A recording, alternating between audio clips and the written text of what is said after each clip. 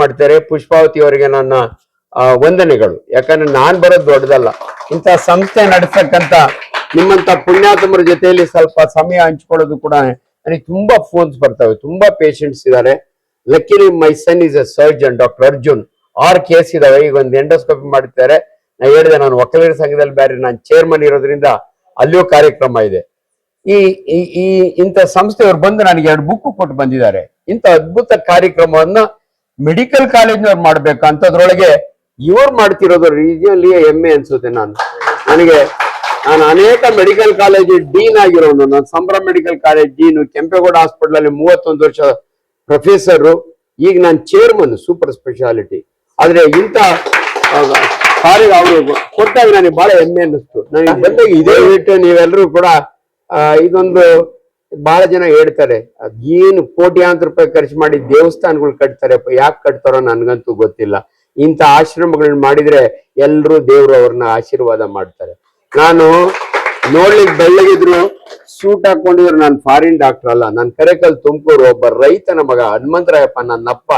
ಅದರಿಂದ ಒಂದ್ ಚಪ್ಪಾಳೆ ಹೊಡಿರಿ.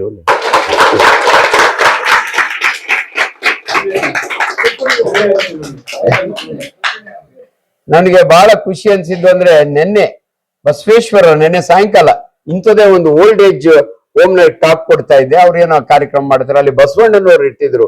ನಾನು ಹೇಳಿದೆ, ಬಸವಣ್ಣನವರು ನನ್ನ ಚಿಕ್ಕ ಹುಡುಗನಿಂದಲೂ ಕೂಡ ನನಗೆ ಆದರ್ಶ ವ್ಯಕ್ತಿ. ಕಾಯಕವೇ ಕೈಲಾಸ ಅಂತ ಹೇಳಿದಂತ ಪುಣ್ಯಾತ್ಮ. ನಾನು I practice what I teach. ನಾನು ಏನ್ ಹೇಳ್ತೀನೋ ಅದನ್ನೇ ಮಾಡ್ತೀನಿ. ನನ್ನ ಕೆಲಸ ಅಂದ್ರೆ ನನ್ನ ದೇವ್ರು. ನನಗೆ ಐ ಎಂಜಾಯ್. ನನಗೆ 70 ವರ್ಷ, ನಾನು 22 ಗಂಟೆ ಕೆಲಸ ಮಾಡ್ತೀನಿ. ನನಗೆ ಸೃಷ್ಟಿ ಆಗಲ್ಲ. ಯಾಕಂದ್ರೆ ಕಾಯಕವೇ ಕೈಲಾಸ ಅಂತ ಬಸವಣ್ಣವರು ಹೇಳಿರೋ ಮಾತು ಅದು ಸತ್ಯ.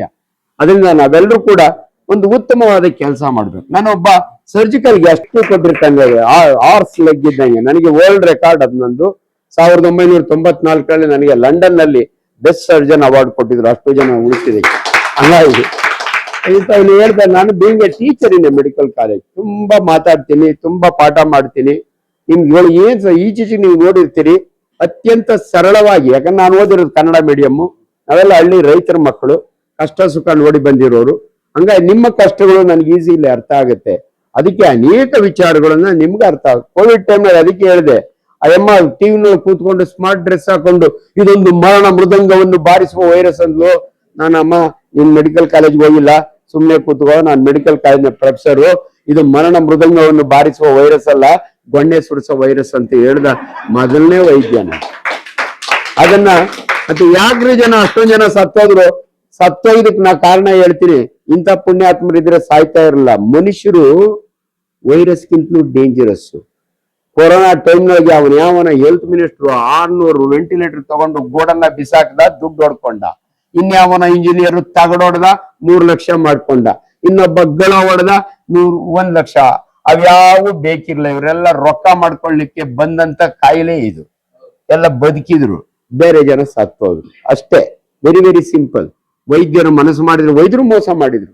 ನಾನು ಶಿವಮೊಗ್ಗದೊಳಗೆ ಒಂದು ಬಿಲ್ ನೋಡ್ತೀನಿ, 16.5 ಲಕ್ಷ.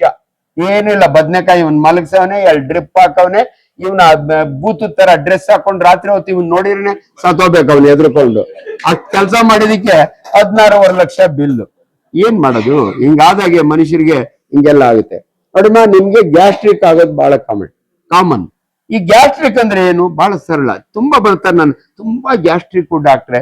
ಗ್ಯಾಸ್ಟ್ರಿಕ್ ಅಂದ್ರೆ ಇಷ್ಟೇ, ಇಲ್ಲಿ ಜಠರ ಇರುತ್ತೆ. ನೀವು ತಿಂದ ಆಹಾರ ಅನ್ನನಾಳದ ಮುಖ ಇಲ್ಲಿ ಹೋಗುತ್ತೆ. ಜಠರ ವಂಡರ್ಫುಲ್ ಬ್ಯಾಗ್, ಅದು ಪವರ್ಫುಲ್ ಬ್ಯಾಗ್.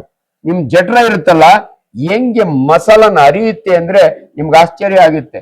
ರಾಗಿ ಮುದ್ದನ ಗುಳುಮಂದ ನುಂಗಿರ್ತೀರಿ, ಗೋಬಿ ಮಚ್ಚೂರಿನ ಅರ್ಧಂಬರ್ಧ ಮಗುದು ನುಂಗಿರ್ತೀರಿ. ಅದನ್ನ ಮಸಾಲೆ ಮಾಡುತ್ತೆ. ಎಷ್ಟು ಚೆನ್ನಾಗಂದ್ರೆ ನಿಮ್ ಗ್ರೈಂಡಿಂಗ್ ಮಿಷಿನ್ ಮಾಡಲ್ಲ, ಅಷ್ಟ್ ಚೆನ್ನಾಗ್ ಮಾಡುತ್ತೆ. 15 ನಿಮಿಷಕ್ಕೆ ಒಂದ್ಸಾರಿ ನಿಮ್ಮ ಜಠರ ಕೈಮ್ ಅಂತೀವಿ ನಾವು. ಕೈಮ್ ಅಂದ್ರೆ ಅದು ಪಾಯಸದ ತರ ಇರುತ್ತೆ. ಅಮ್ಮ ಮಕ್ಕಳಿಗೆ ಅನ್ನಕ್ಕೆ ತುಪ್ಪ ಹಾಕಿ ಈ ಚಿಕ್ಕಿ ಬಿಟ್ಟು ಬಾಯಿಗೆ ಇಡ್ತಾಳಲ್ಲ, ಹಂಗೆ ನಿಮ್ಮ ಜಠರ ನಿಮ್ಮ ಕರುಳಿಗೆ 15 ನಿಮಿಷಕ್ಕೆ 1 ಸ್ಪೂನ್. ಕಾನ್ಸ್ಟಿಪೇಷನ್, ಮಲಬದ್ಧತೆ, ಗ್ಯಾಸ್ಟ್ರಿಕ್ ಆದ್ಮೇಲೆ ನೆಕ್ಸ್ಟ್ ಅದನ್ನೇ ನಾನು ಹೇಳೋದು. ಈ ಮಲಬದ್ಧತೆ ಇದೆಯಲ್ಲ, ಹಿರಿಯರಿಗೆ ಎಲ್ರಿಗೂ ಕಷ್ಟ. ಏನ್ ಗೊತ್ತಾ? ಮಲಬದ್ಧತೆ ಅಂದ್ರೆ ಮೋಷನ್ ಸರಿಯಾಗಲ್ಲ. ಯಾಕೆ ಸರಿಯಾಗಲ್ಲ ಅಂದ್ರೆ ನೀವು ನೀರ್ ಕುಡಿಯಲ್ಲ, ಸೊಪ್ಪು ತರಕಾರಿ ತಿನ್ನಲ್ಲ. ನಿಮ್ಗೆಲ್ಲ ಪರಂಗಿ ಹಣ್ಣು ತಿಂದ್ರೆ ಹೀಟು, ಚೇಪೆ ಹಣ್ಣು ತಿಂದ್ರೆ ಶೀತ, ಕೋಳಿ ತಿಂದ್ರೆ ಹೀಟು, ಹಂದಿ ತಿಂದ್ರೆ ತಂಪು. ಅದೆಲ್ಲ ನಿಮ್ದೇ ಭಾಷೆ. ದೇವರು ಬುದ್ಧಿವಂತ. ಹಂದಿ ಮಾಂಸದೊಳಗೆ ಏನು ಐಸ್ ಕ್ರೀಮ್ ಇಟ್ಟಿಲ್ಲ, ಕೋಳಿ ಒಳಗೇನು ಬೆಂಕಿ ಇಟ್ಟಿಲ್ಲ. ನೀವು ನೆಟ್ಟು ಉಣ್ಣೋದ್ ಕಲ್ತ್ಕೊಂಡ್ರೆ, ಅದಕ್ಕೆ ದೊಡ್ಡವರು ಹೇಳಿದ್ದು ಊಟ ಬಲ್ಲವನಿಗೆ ರೋಗವಿಲ್ಲ. ಹೆಂಗ್ ಊಟ ಮಾಡ್ಬೇಕು ಅಂತ ಹೇಳ್ಕೊಳ್ತೀನಿ. ಈ ಮಲಬದ್ಧತೆ ಇದೆಯಲ್ಲ, ನಾನ್ ಬಹಳ ಜನಕ್ಕೆ ಹೇಳ್ತೀನಿ.